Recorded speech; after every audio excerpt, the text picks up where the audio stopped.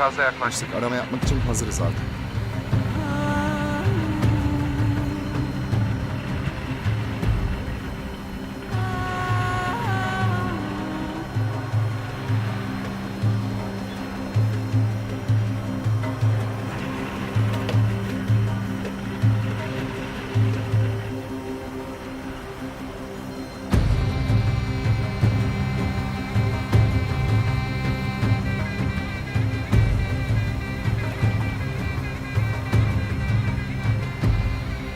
Avcı konuşuyor. Dinliyorum efendim. Dikkatli ol. Polat Alemdar yaşıyor. Kıyıda. Kayaların orada. Emriniz nedir? Öldürün onu.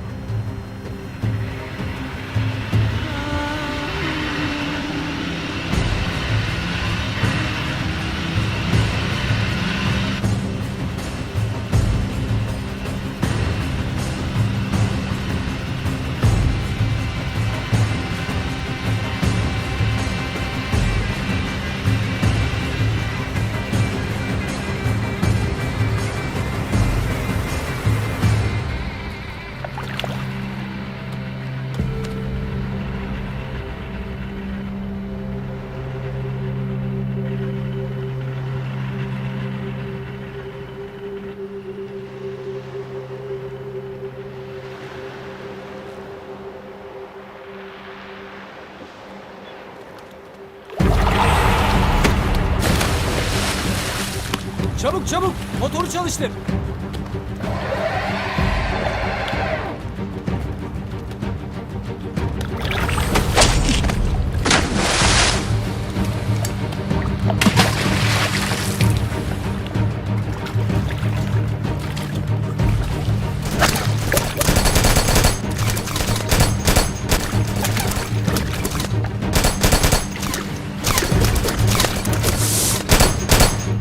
Vurdunuz mu? 3 ceset görüyorum.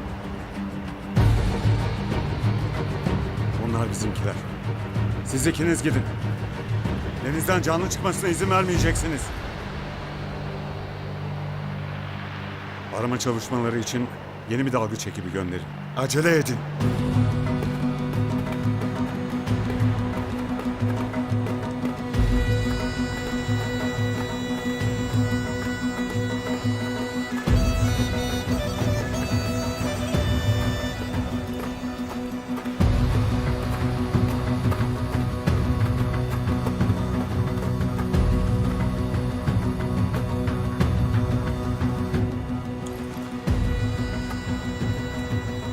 Yaşıyorsa buralarda bir yerde.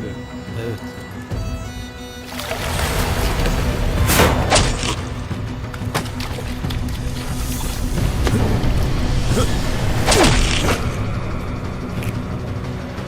Haber verin, destek ekip göndersinler hemen.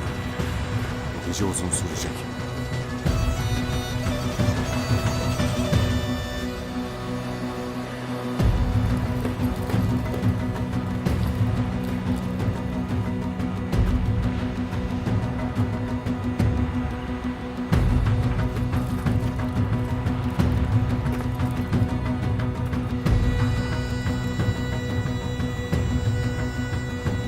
Kim olduğunu öğrenmeden sana ölüm yok.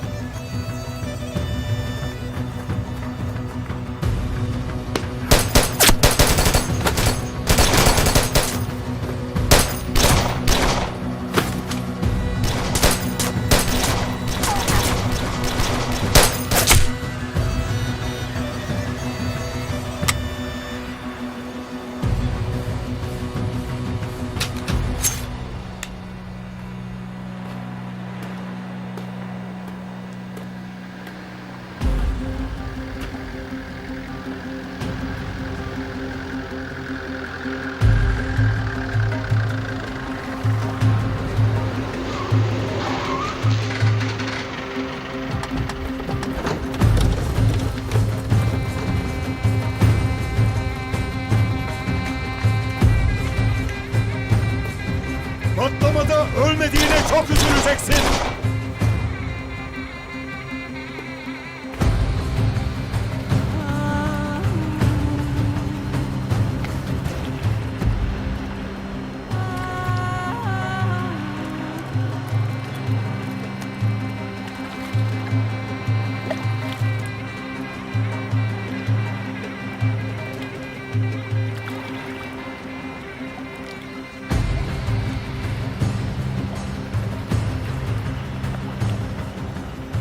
Sağ tarafa gidin. Enkazı aramaya başladık. Fazla zamanımız yok. Tamam. Elinizi çabuk tutun. Anlaşıldı. Acele edin.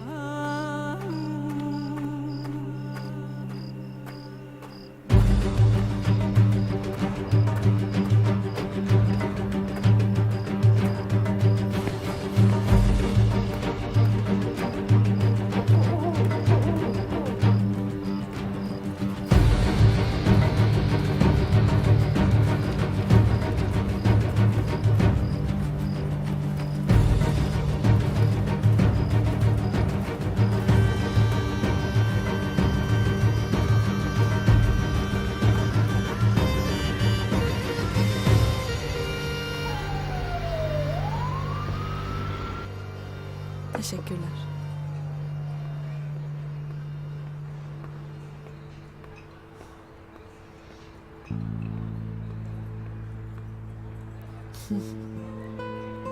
Ne güzel seni böyle gülerken görmek.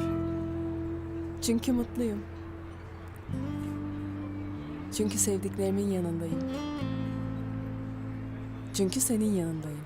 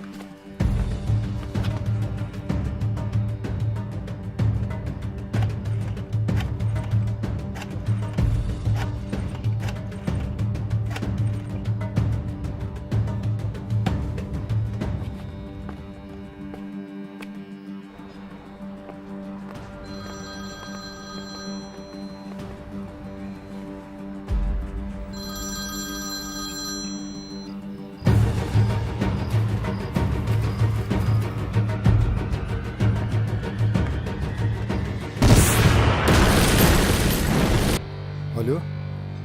Alo? Ne oldu? Kıbrıs'tan bir numara aradı da.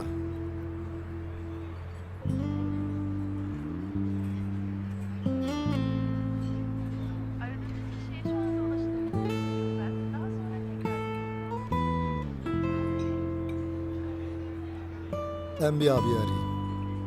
Cahit rahatsız etme şimdi. Balayındalar. Olsun. Ben yine de bir arayayım.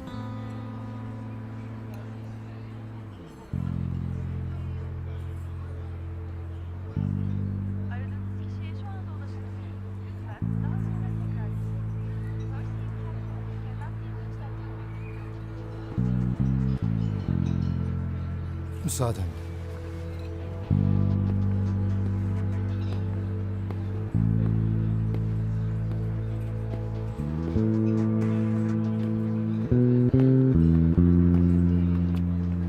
Akif, telefonun bir Kıbrıs hattından arandı. Abiyle alakalı bir şey olabilir. Şu numarayı bir araştırın.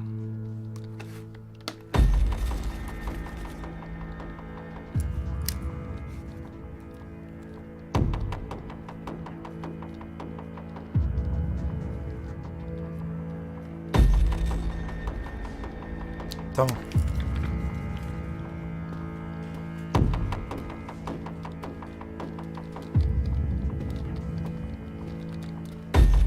Hemen bu numarayı araştırın. Cahit'in telefonuna gelen aramanın yerini tespit etmemiz gerek. Hemen bakıyorum Akif.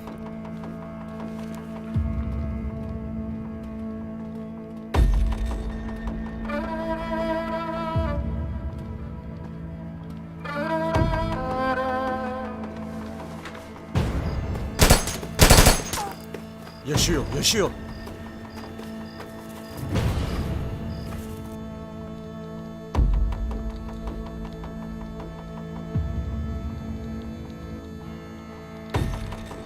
Cahit'i arayan telefonu tespit ettik. Arama nereden yapılmış? Kıbrıs'ta Kayalar Köyü'nden. Orası abinin tatil için gittiği bölge.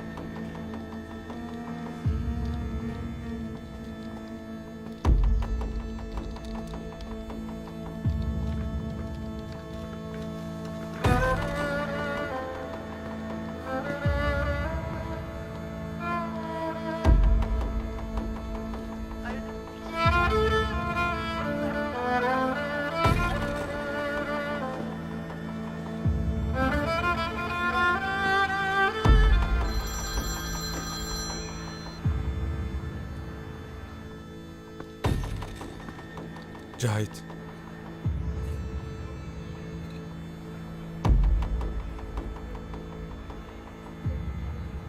Tamam Akif. Başka bir bilgiye ulaşırsanız haber verirsin. Kötü bir şey mi oldu? Yok canım sen merak etme. Ama artık kalkıp eve geçsek olur mu?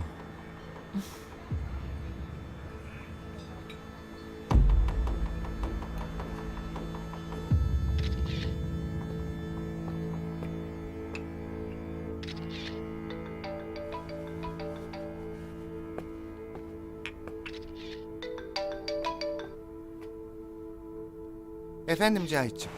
Erhan, hala Süha Bey'in yanında mısınız? Evet. Sen Elif'i de al hemen eve gel. Ne oluyor Cahit? Sen dediğimi yap Erhan. Gelince konuşuruz.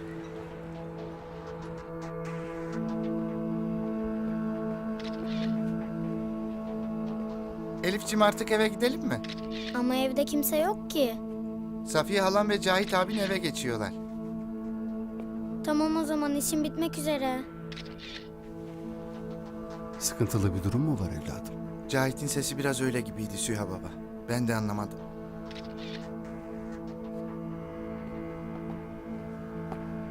Ben hazırım. Güzel kızım benim. Hadi.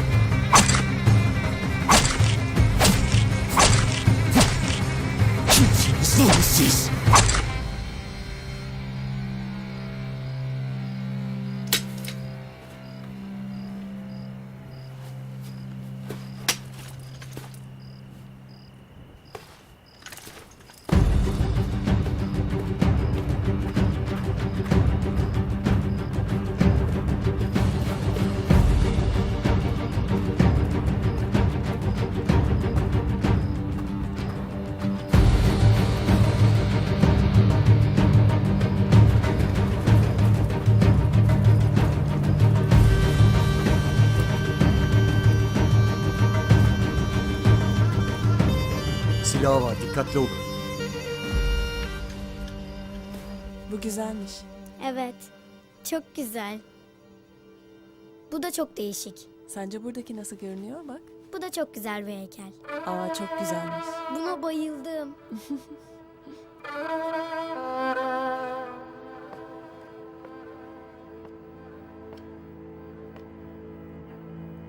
Abinin telefonu hala kapalı değil mi? Ulaşılamıyor. Ben de Leyla'yı aradım. Onun telefonu da kapalı.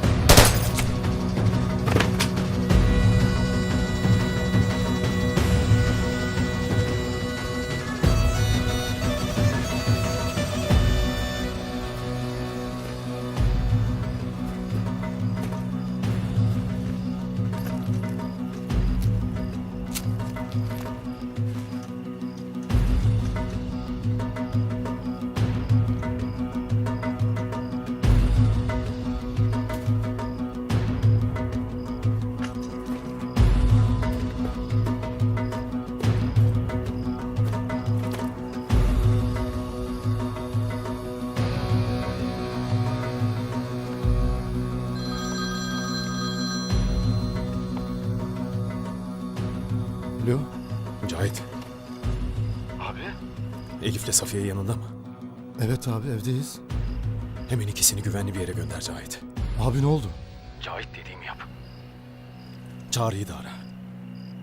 Shadow isimli teknenin nerede olduğunu sor. Shadow. Sonra da Salamis'e gelsin. Abi sen iyi misin? Değilim Cahit. Abi.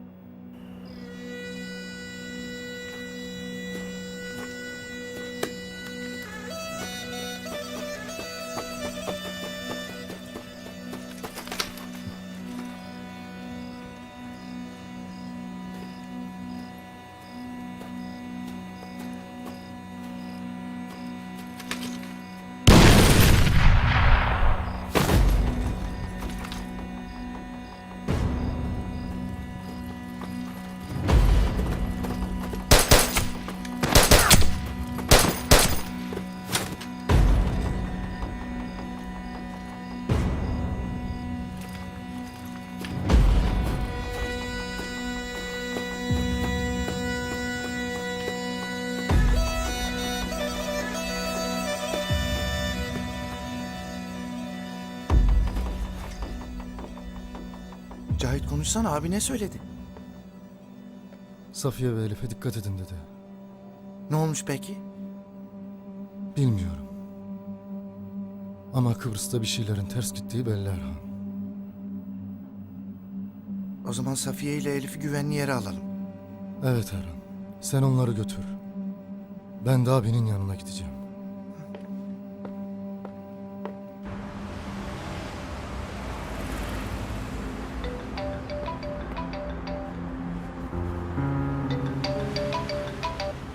Efendim Cahit abi. Çağrı beni iyi dinle. Dinliyorum abi. Tamam abi. Anladım. Tamam. Seni karşılaması için de birini gönderirim.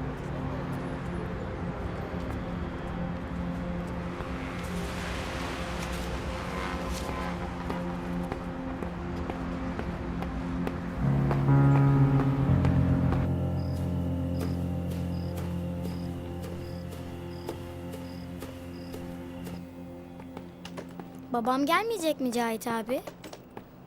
Siz şimdi halanla gidin Elif. Biz sonra babanla birlikte geleceğiz. Anlaştık mı? Tamam.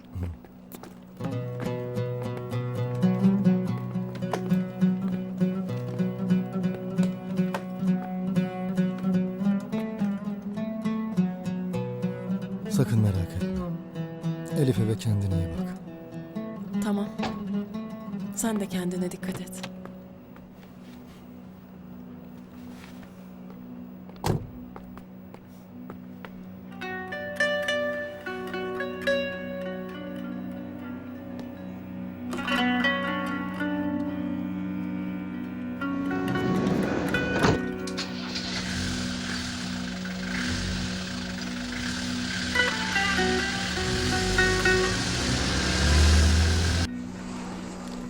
Haber ne zaman geldi?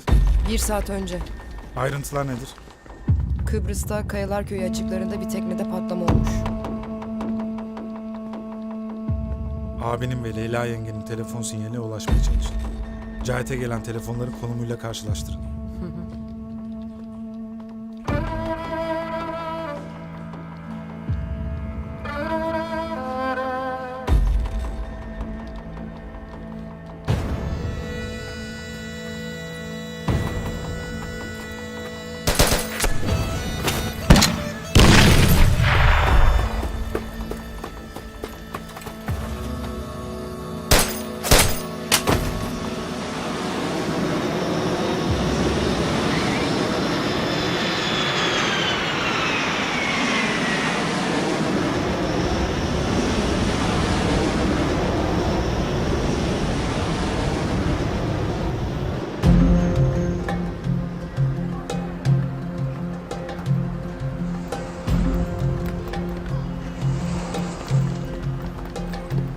Cahit abi hoş geldin. Çağrı seni almam için gönderdi beni. Abi benim adım Üstün. Tamam kardeşim, hadi biraz acele edelim.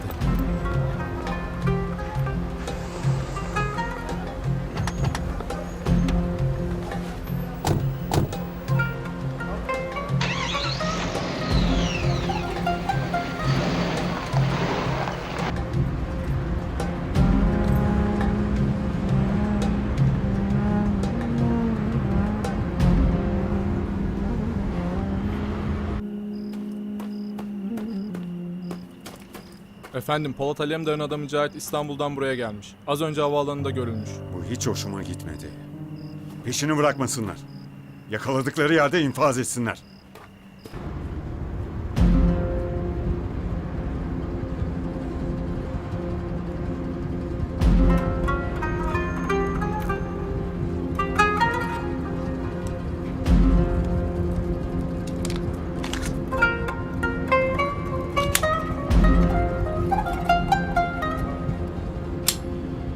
Nereye gidiyoruz abi? Salamis'e gidiyoruz. Ama sen Lefkoşa'ya sor. Abi ikisi birbirine zıt. Salamis bu tarafta. Sen benim dediğimi yap.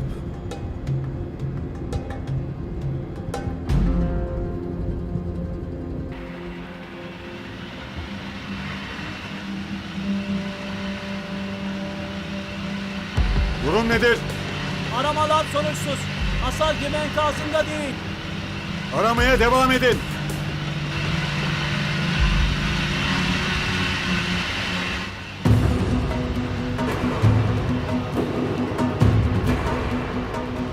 Toparlanın. Gidiyoruz.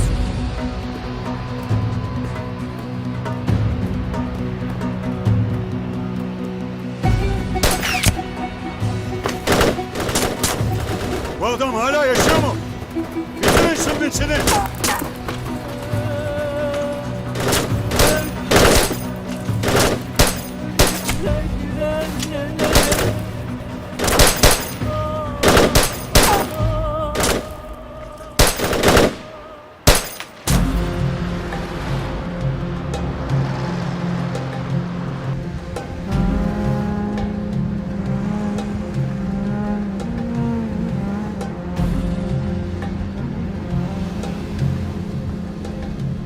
Buradan, sağdan gir.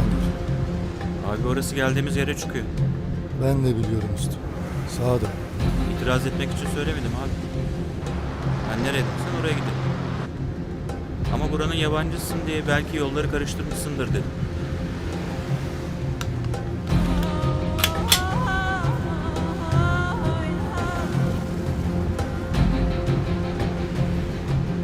Arkadaki araç.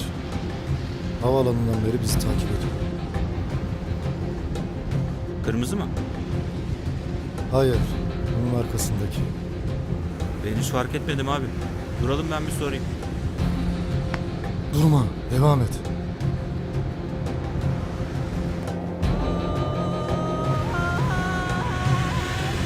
Sen sadece önüne bak, dediklerimi. Tamam abi.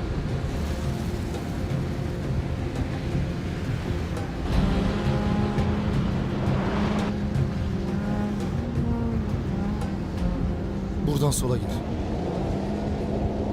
Hızlı hızlı.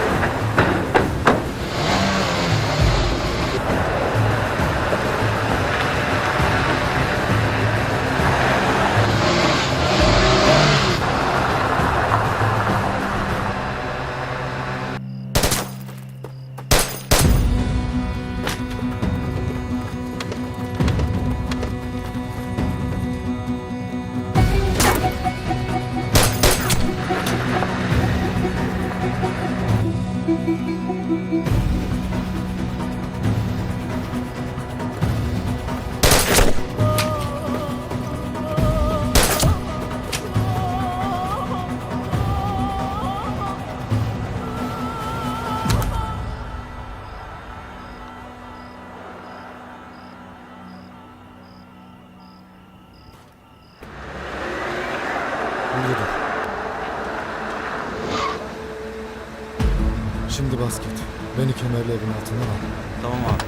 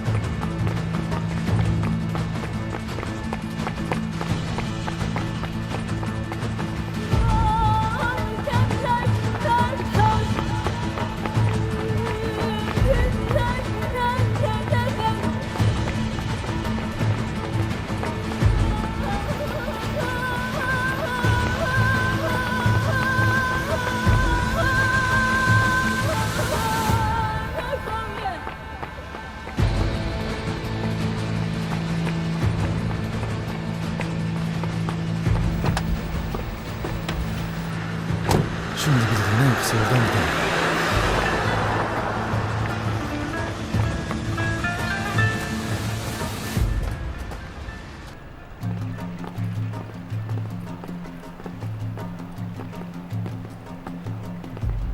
Polat Alemdar Asa'yı Kıbrıs'a getirmemiş. Asa başlığına duyarlı özel dedektörle yaptığımız aramadan sonuç alamadık Markus. Anlaşıldı avcı. Senin görevin bitti. İstanbul'a dön. Biz başlıyoruz.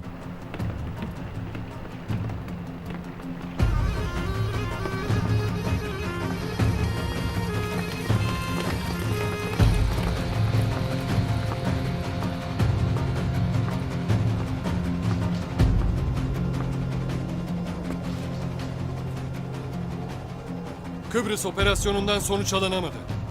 İstanbul operasyonu başlıyor. Herkes görev yerlerine.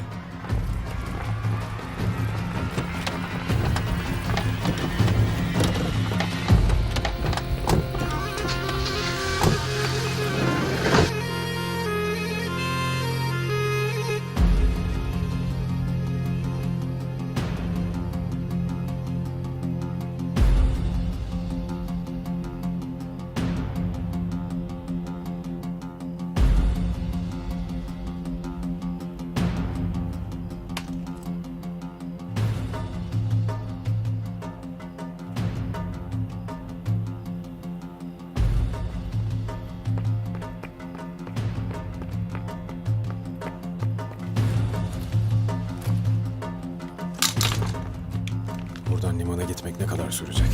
10-15 dakika falan. Hadi çabuk gidelim.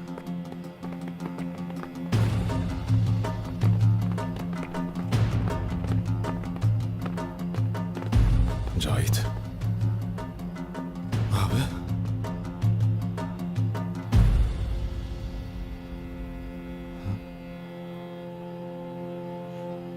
Leyla.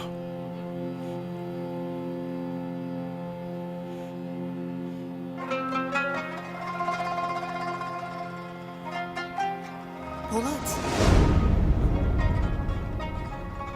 Seni çok seviyorum.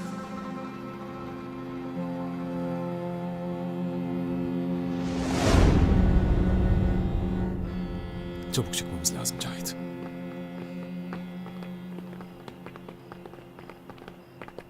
Siz gelmiyorsunuz.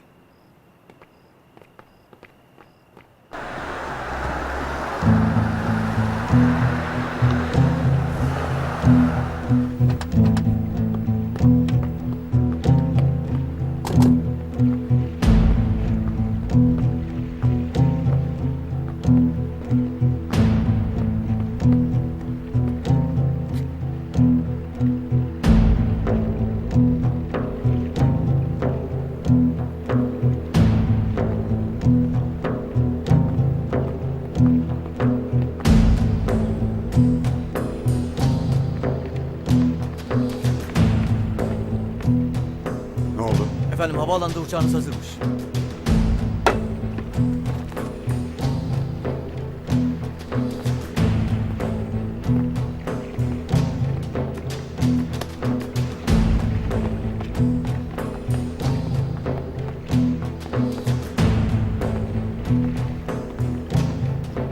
İşte bu Cahit.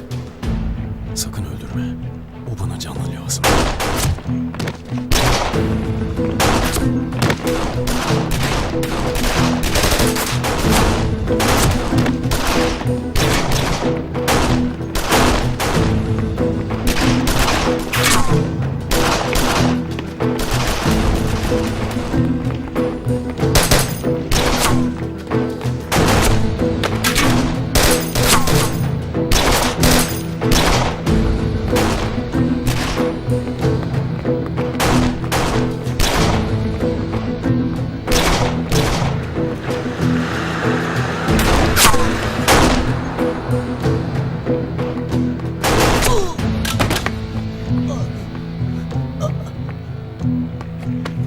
Söyle o adam nereye gidiyor? Havaalanına gidiyor. Cahit, acele etmemiz lazım.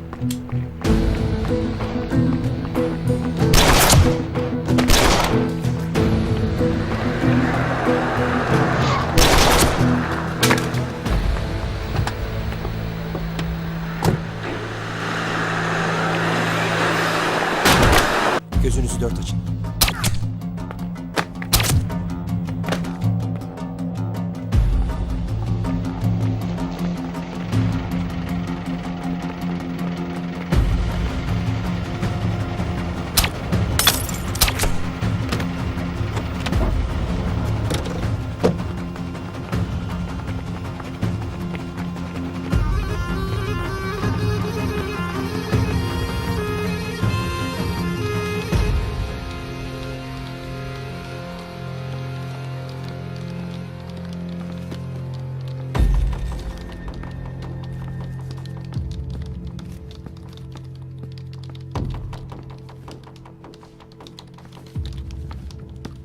Yeni bir bilgi var mı? Akif, havuz başından görüntü alamıyoruz.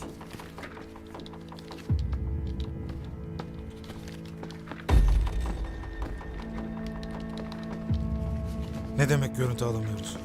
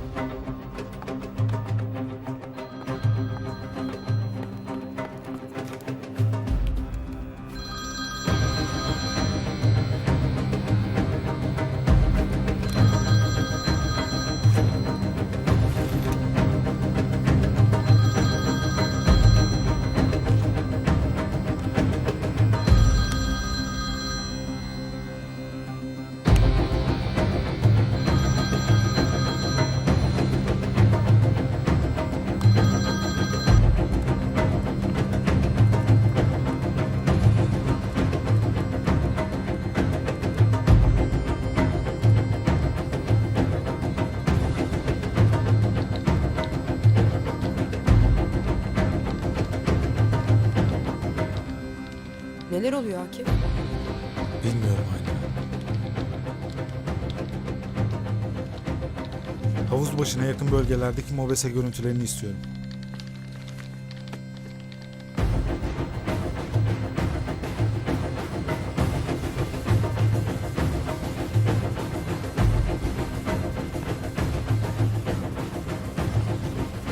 Burada yok. Çıkıyoruz.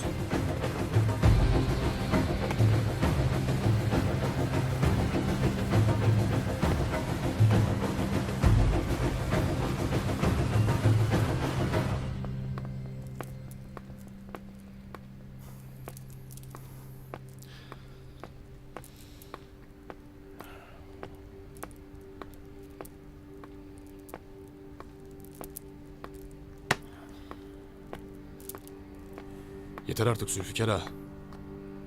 Sen öyle dolandıkça benim de başım döndü. Can Polat'ım Gezitlerle uğraşırken ben nasıl oturayım Timur? Yahu dur. Daha ne olduğunu bilmiyoruz. Kaç saattir haber gelmedi. Bu hayırlı bir iş değil Timur. Hayırlı bir iş değil. Baskına uğradık. Çok kalabalıklar.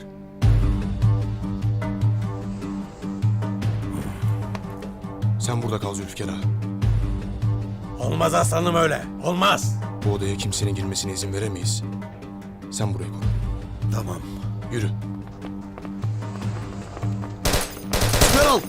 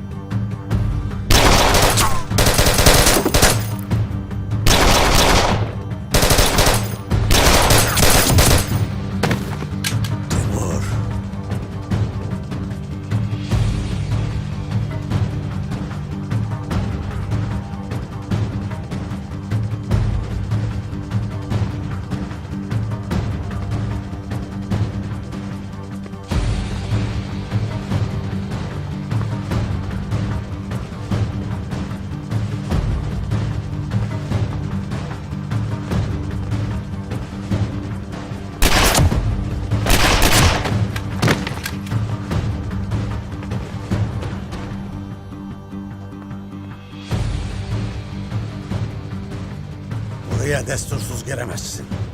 Önce benim cesedimi çiğneyeceksin. Sonra gideceksin.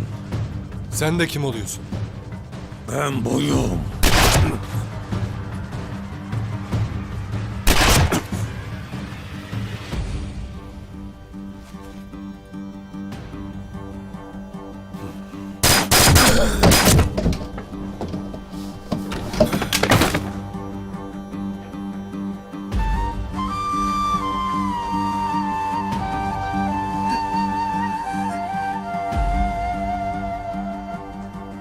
Ya Allah.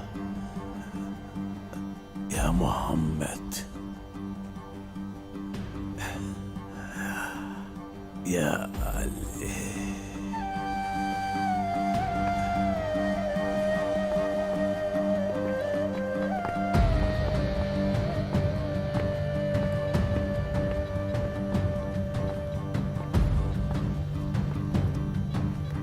Var mısın ya? Hayır efendim. Bir de bu tarafa bakalım.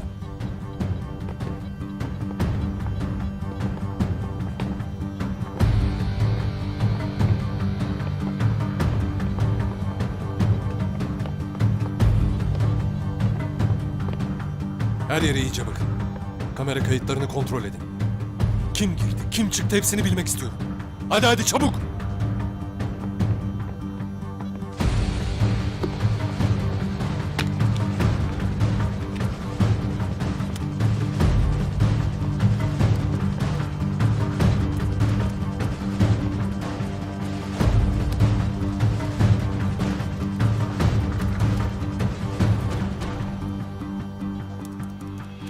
Sinyal hala yok efendim. Asa burada yok efendim. Nerede peki? Tespit ettiğimiz bütün mekanlara baktık. Demek ki asıl mekanı tespit edememişsiniz. Anlaşıldı.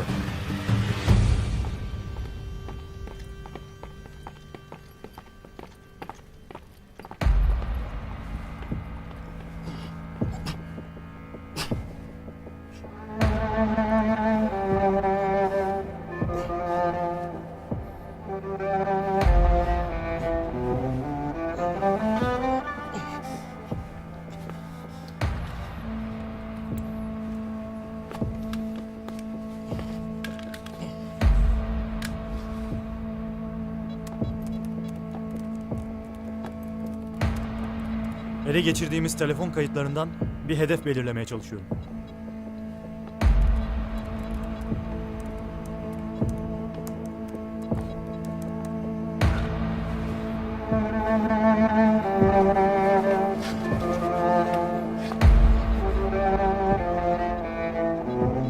Efendim, bunu görmelisiniz.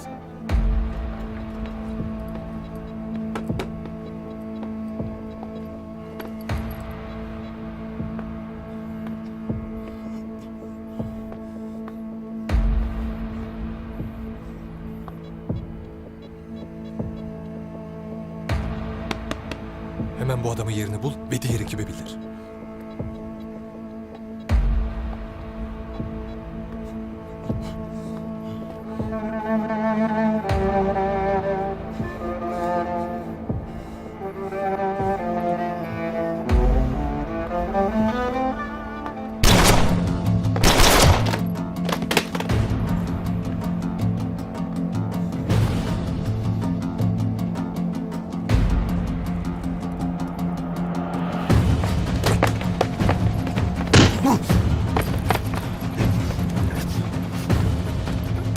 Hedefi daraltamıyorum. Sinyaller çemberin etrafında dağılıyor. Polat Alemdar'ın gizli üssü buralarda bir yerde olmalı.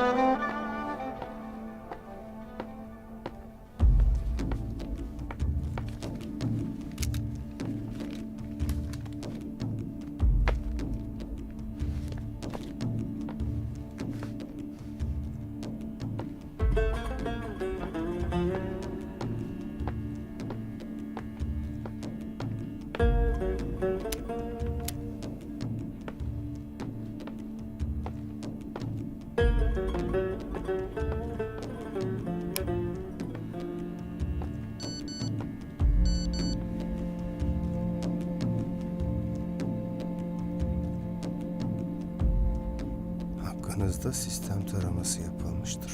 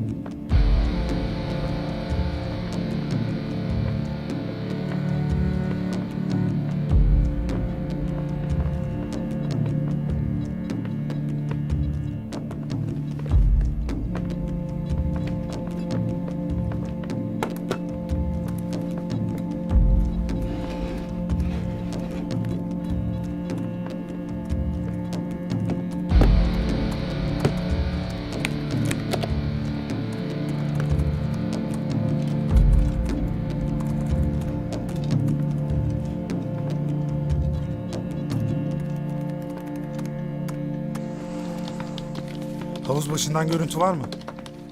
Hayır, hala kimseye ulaşamıyoruz.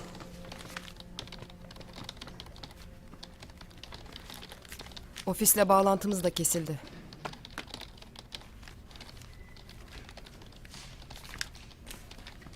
Denemeye devam edin.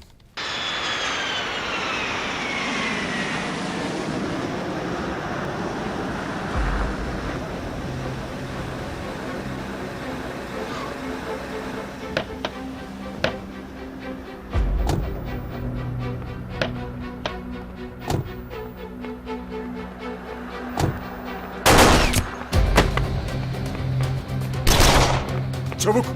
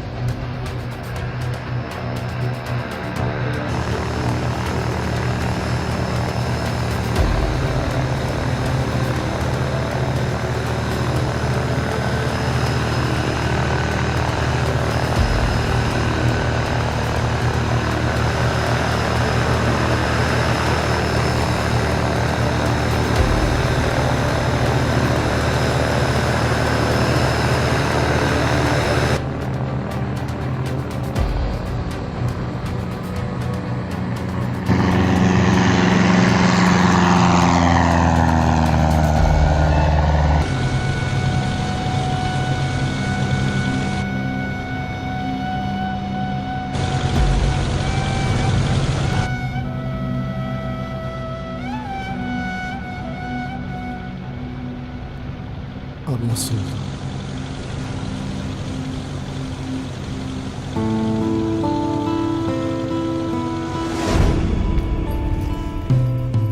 Aşkın olmasa döner miyim bir başıma?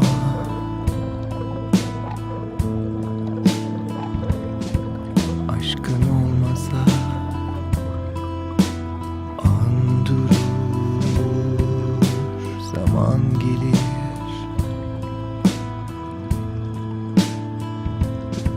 Aşkın olmasa güneş donar, ay söner. Aşkın olmasa ölüm gelir. Leyla! Ölür gider. Leyla! Leyla! Leyla! Leyla!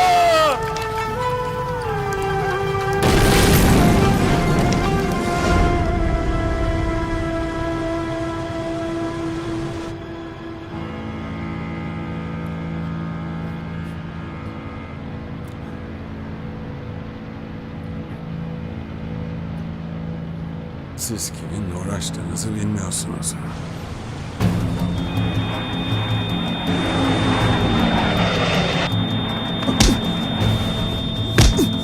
Aç gözünü!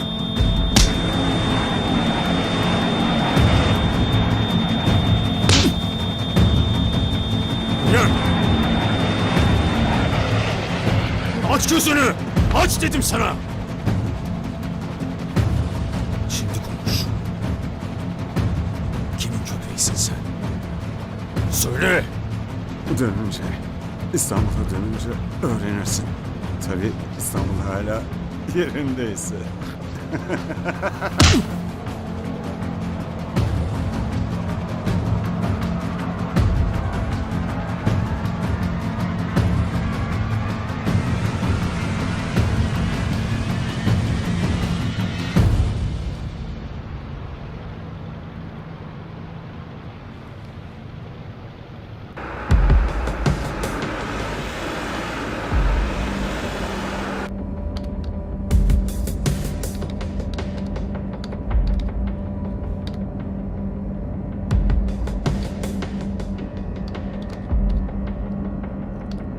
Tamam. Antikacıda da bulamamışlar.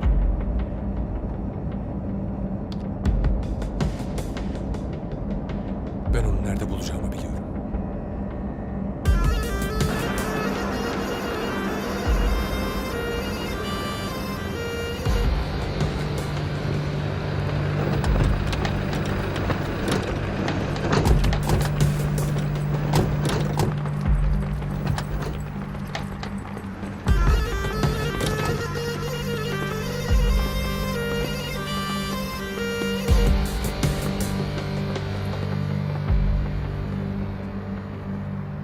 Polat Alemdar'ın gizli üssüne ve asaya çok yaklaştık. Buralarda bir yerde olduklarına eminim. Yolun bu noktasında ne görünüyor? İnşaat halinde bir tünel görünüyor efendim. Peki tünel nerede? Madem haritada burada bir tünel inşaatı görünüyor, patlatın da tünelin açılışını yapalım.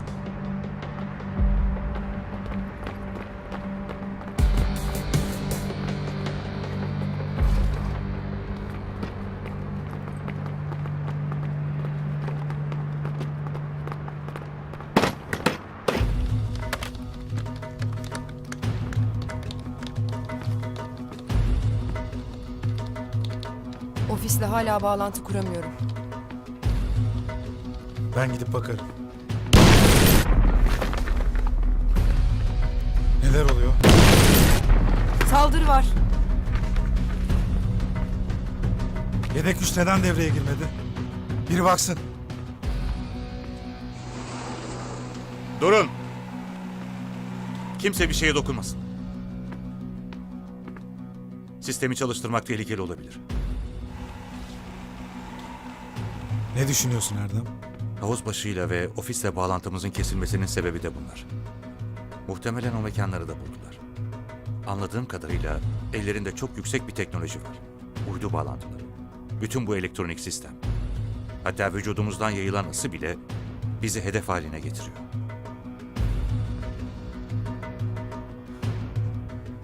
Kimle karşı karşıya olduğumuzu bilmiyoruz.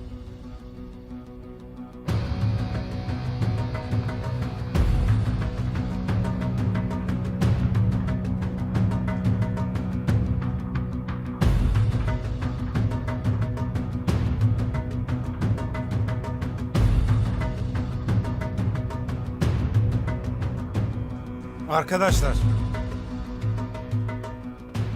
bu mekanı ve burada saklı olan bütün bilgileri canımız pahasına korumalıyız. Onlara kim olduğumuzu gösterelim. Hadi.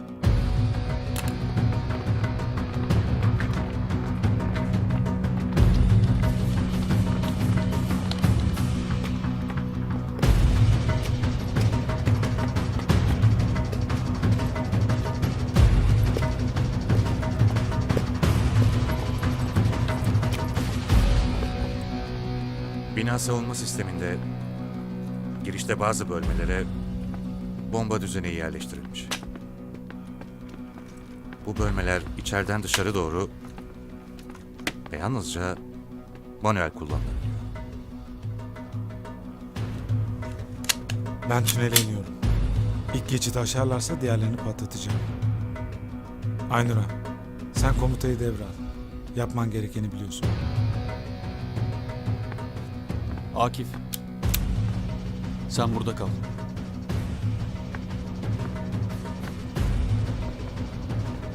Sana komutada daha çok ihtiyaç var.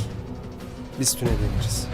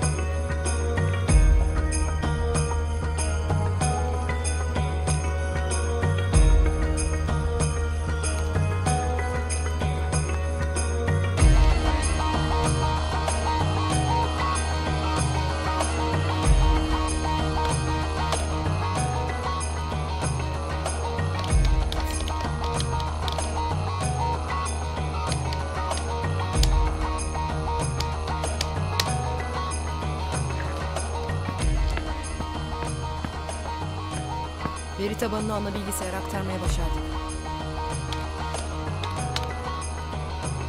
Benim de işim bitince artık buradan alabilecekleri bir şey kalmayacak.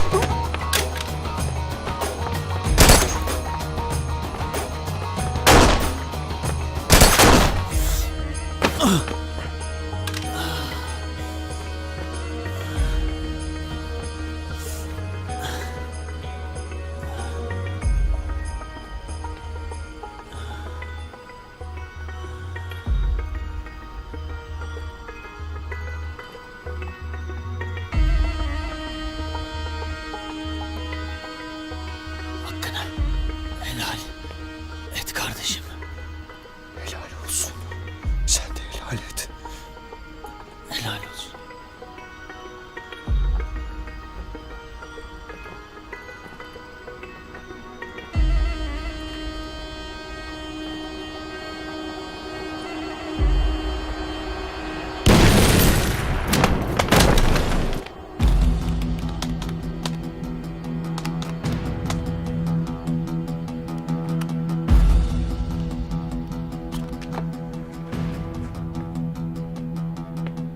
Sen bunu al. Ofise çık.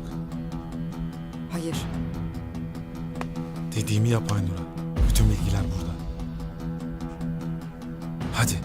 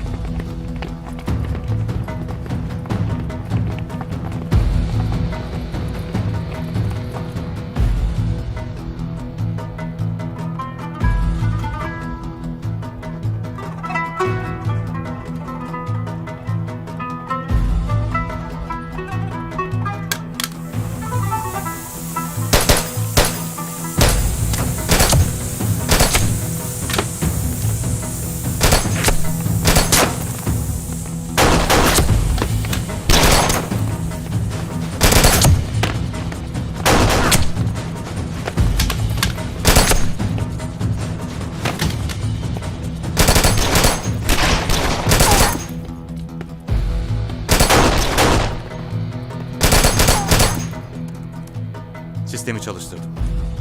Çünkü artık bir önemi kalmadı. Akif beni iyi dinle. Gizli helikopter pistine açılan koridora git. Orayı için açık tutacağım. Olmaz. Adamlarımı bırakamam. Akif, senin de, benim de, adamların da, hepimizin tek bir görevi var. O da bu bilgileri muhafaza etmek. Sen bizi düşünme. Benim bir planım var.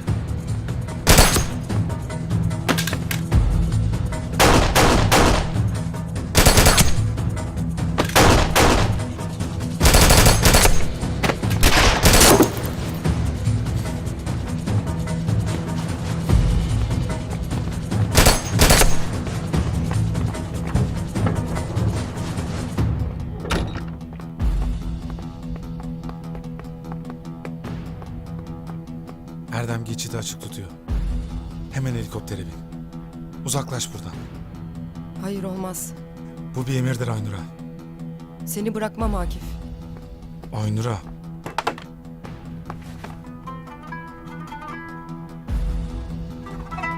Aynur'a. Seni bırakamam.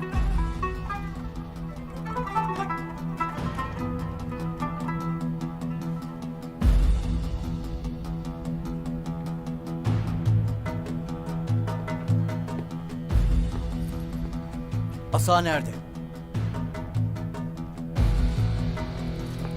Asa nerede?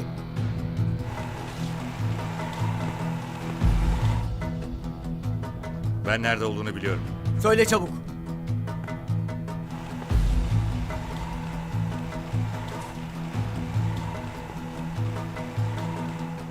Yalnız komutanınıza söyleyin.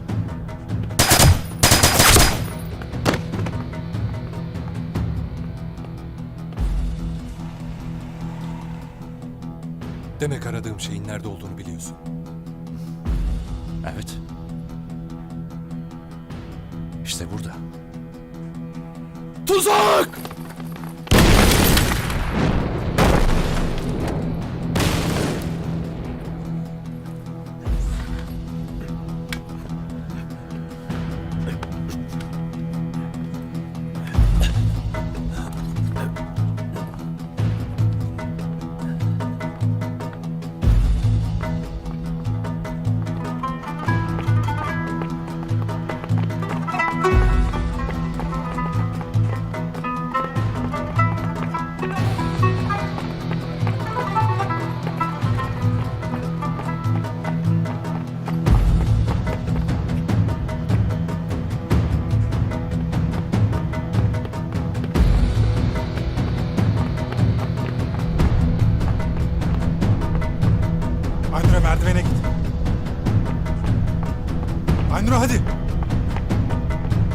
Çabuk!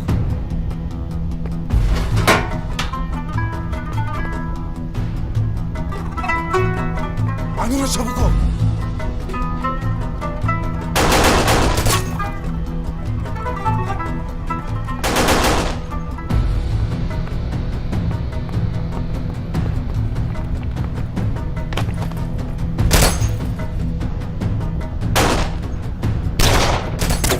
Ben sana git demedim.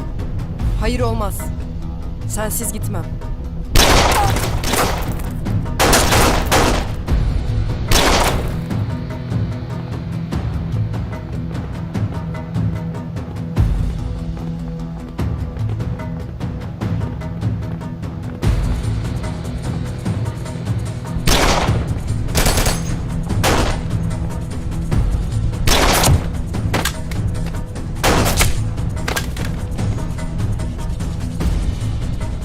Aynur'a. Hadi şimdi. Hadi.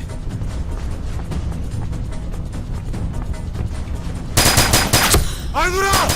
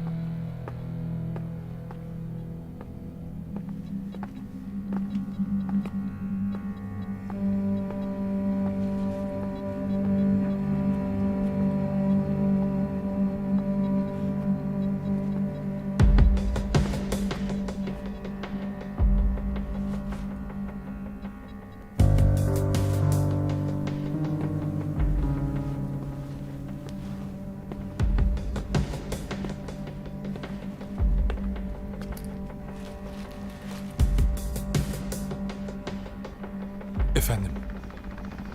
Asayı bulduk. Sakın dokunmayın. Ben geliyorum.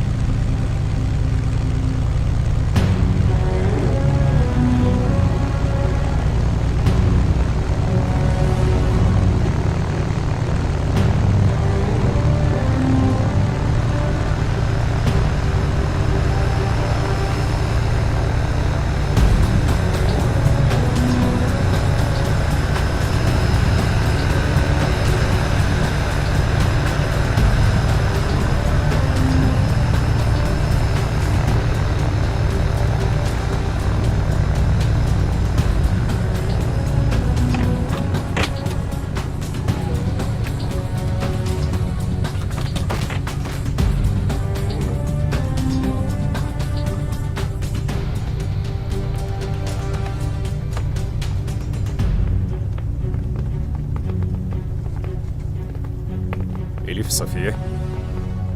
Onlar iyi ama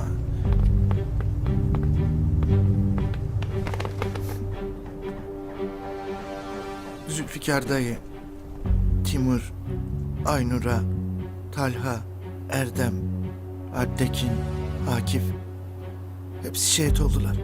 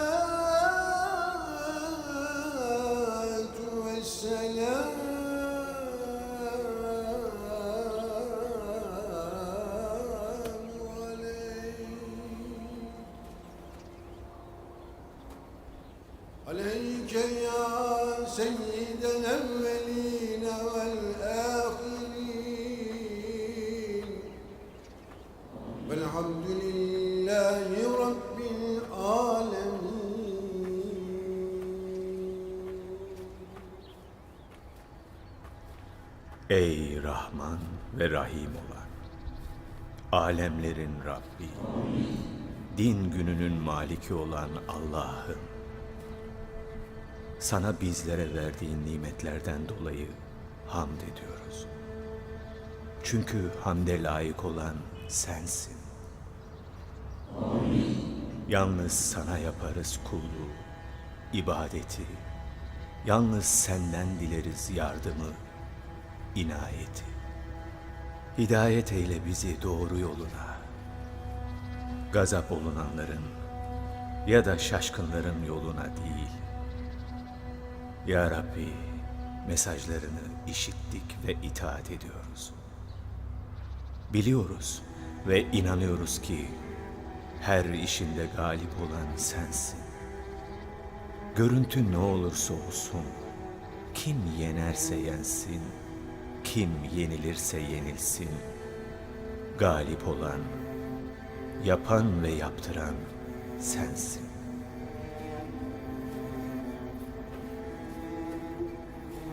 Ya Rab, sen ki Muhammed Mustafa'ya yenilgi sınavını yaşatansın. Sen zulmetmezsin. Zulmeden biziz ya Rabbi. Senin yolunda kenetlenmeyip benlik hevesiyle ayrı düştüğümüz ve bölündüğümüz için kendimize zulmettik. Biz bize zulmettiğimiz için düşman da şimdi bize zulmediyor. Bütün zalimlerin zulmünden sana sığındık ya Rabbi.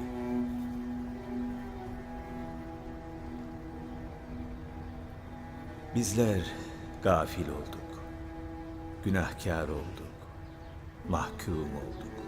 mağlup oldu. Kur'an ve sünnetin hikmetleriyle uyanmadık. Sen bizi düşman saldırılarıyla uyandırdın. Şimdi de lütfet ya Rabbi. Bize bu saldırıları def edecek güç ve enerji ver.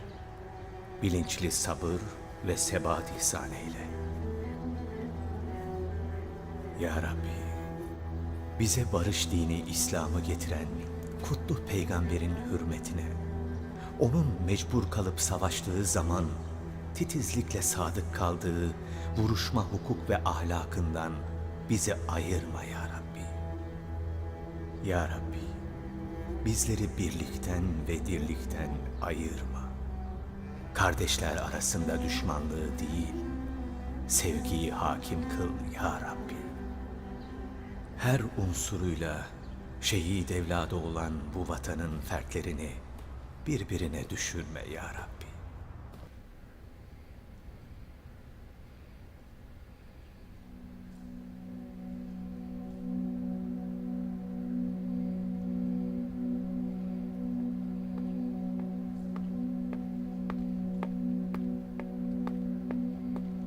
Erhan abi, taze demledim. Sen beni ağlatmak mı istiyorsun gülüm? Çay falan istemiyorum.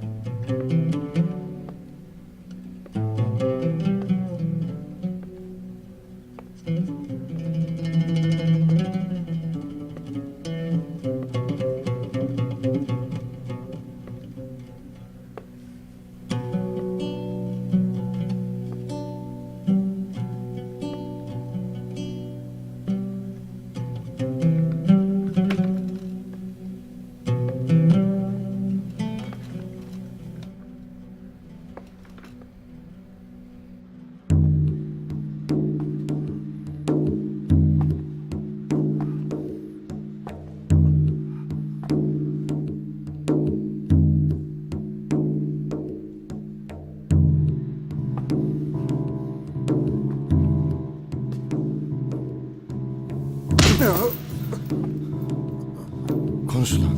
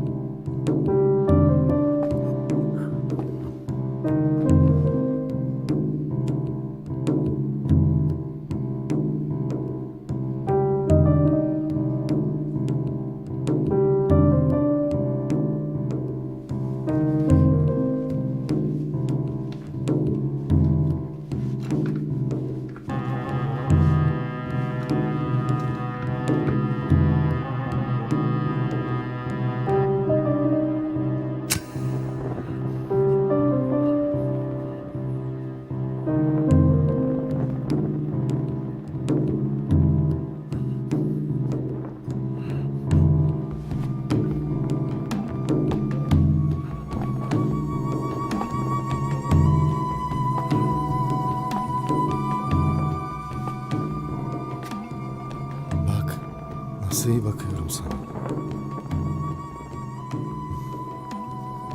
Mikrop kapmanı asla istemem.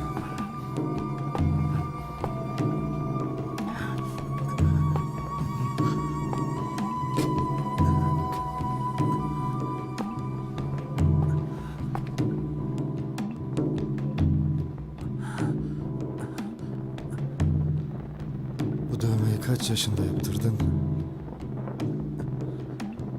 Ha? 9 mu? Bilmiyorum.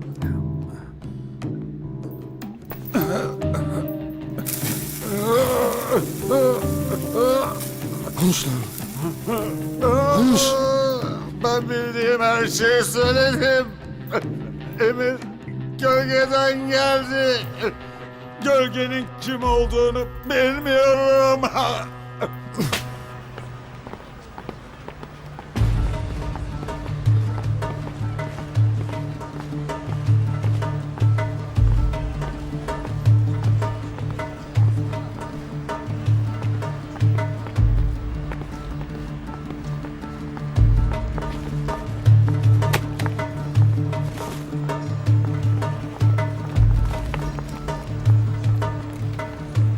Teşekkür ederim.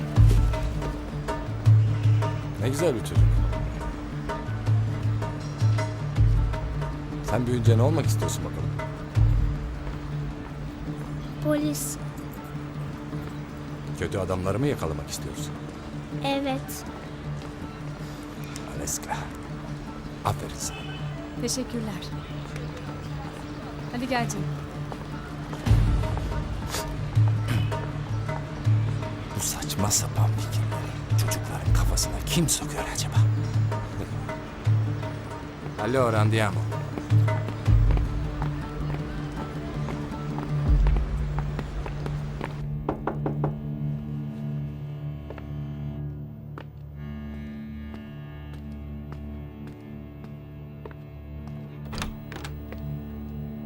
Ben de sizi bekliyordum. Buyurun.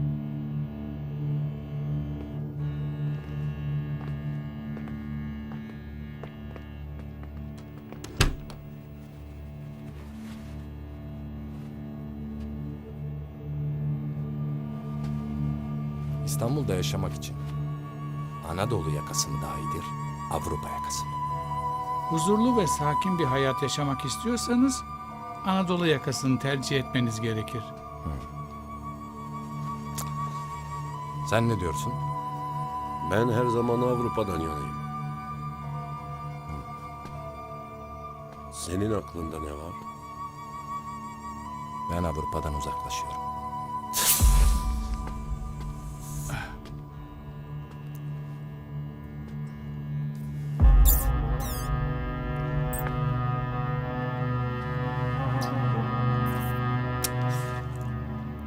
Bu sefer Asya'yı tercih edeceğim. Sen nasıl istersen.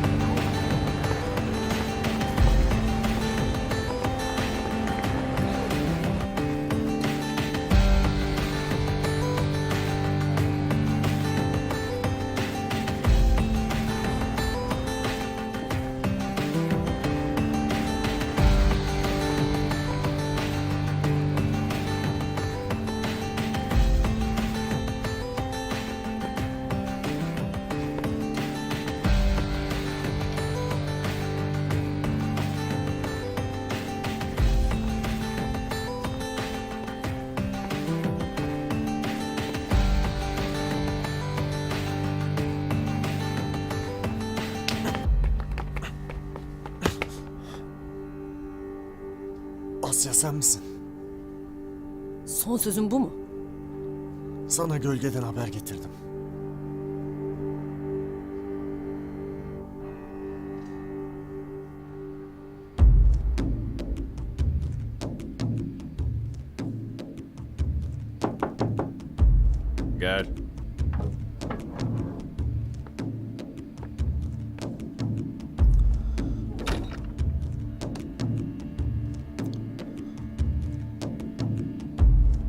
Yeni bir şey var mı Cahit? Yok abi. Bu adam onun emrinde çalıştığını kabul ediyor ama belgenin kim olduğunu bilmiyor. Bilse şimdiye kadar konuşurdu. Abi nasıl bulacağız bu adamı? Hakkında hiçbir şey bilmiyoruz.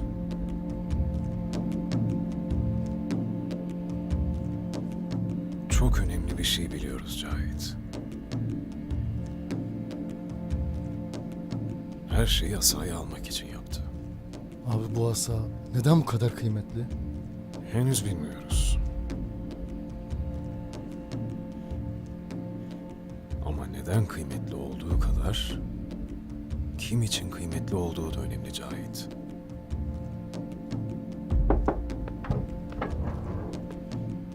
Abi Süha Bey geldi. Gelsin Erhan.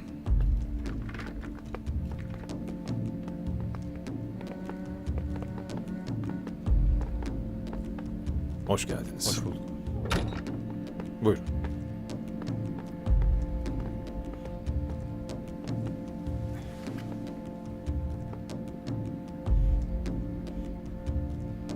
Asa ile ilgili araştırmalarım neticesinde bazı bilgilere ulaştım. Sizi dinliyorum. Asa tahmin ettiğiniz gibi simgesel bir obje. Tapınakçılar yüzyıllardır yetki verdikleri kişilere bu asayı devrediyorlar. Nasıl bir yetki bu? Asaya sahip olan bütün hanedanlar üzerinde tartışılmaz bir nüfuza sahip oluyor. Sizin asayı aldığınız Yüce Majeste dedikleri adam da bu gücü elinde bulunduruyordu. O zaman şimdi asayı ele geçiren kişi yeni Yüce Majeste olacak. Tabii bunun da kuralları var. Yetkiyi devralacak kişi soyu bilinen bir tapınakçı olmak zorunda. Belirlenen tarihte ve yerde yapılacak bir törenle asa sahibine teslim ediliyor.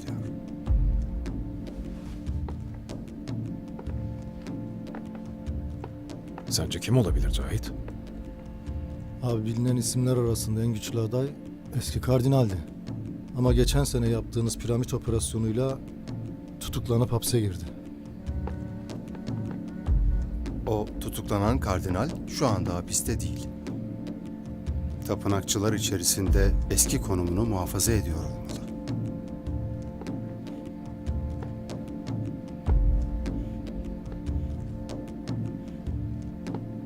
Bana o adamın nerede olduğunu öğren Cahit. Tamam abi.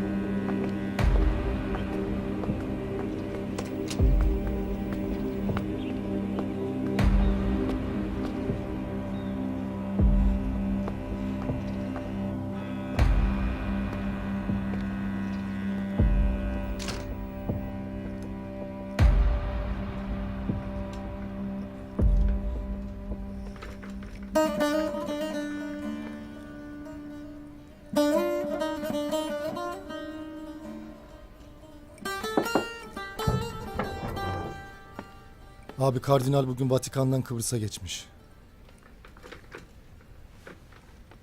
Demek ki devir teslim töreni Kıbrıs'ta yapılacak.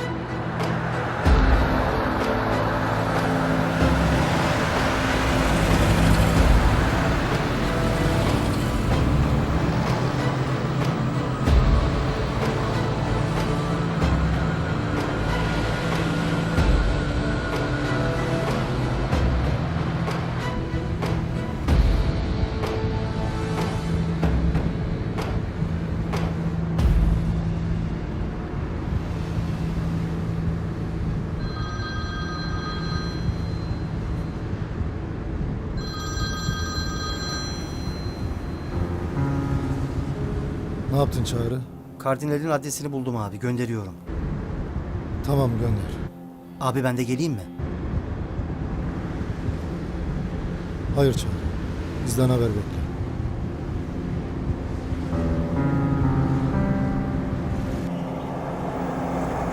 Bu tarafta. Burası.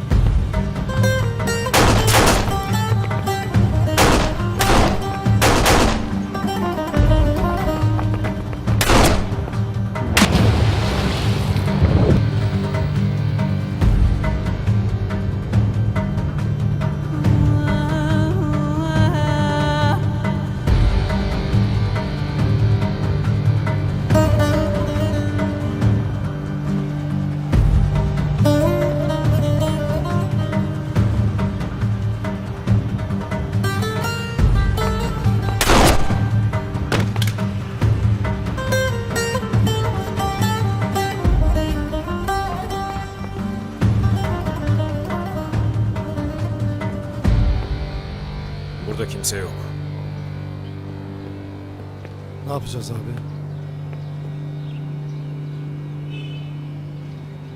Gazi'yi ara Cahit.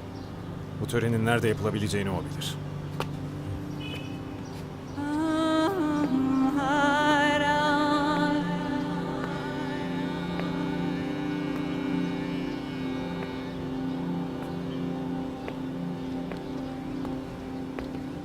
Gazi ile konuştum abi. Barnabas Kilisesi'nde olabileceğini söylüyor.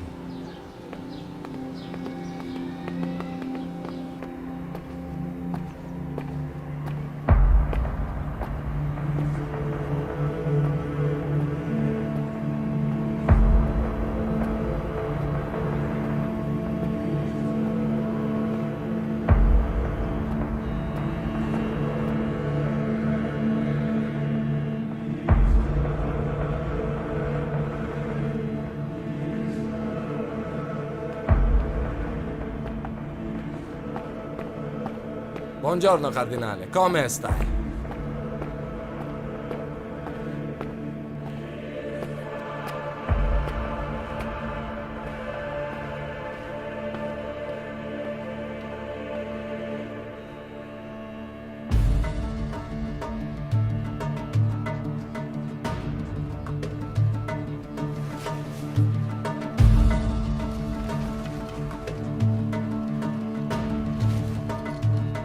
Emanetiniz, majeste. Bu kutsal emaneti sahibine teslim etmekle tapınağımızı ihya ettiniz. Tapınağımız var olduğu sürece bu hizmetinizi unutmayacaktır. Sayın Kardinal, konuştuğumuz şartlar yerine getirildiyse unutulmasında bir sakınca görmüyorum. Hanedanlar arasından sıyrılarak muazzam bir güç elde ettiniz. Bu elbette ki bizim sağladığımız şartlarla mümkün oldu.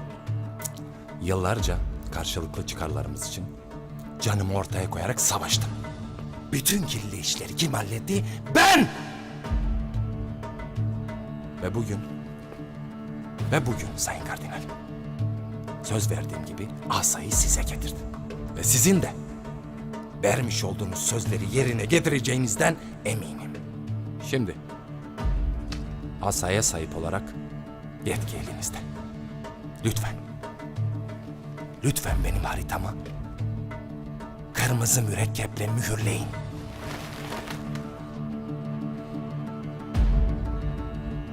Biraz sabretmeniz lazım. Bölgede süratle değişen güç dengelerini dikkate alarak hareket etmeniz lazım. Bu konuda anlaşmıştık. Bu konuda kararı bana bırakmıştınız. Bu işi zor yoldan da halledebilirim. Zor ama en iyi bildiğim yoldan. Bu kadar küstahlık ettiğin yeter. Senin gibi soyu belirsiz bir kişinin söz sahibi olmasına izin verir miyiz zannediyorsun? Ha?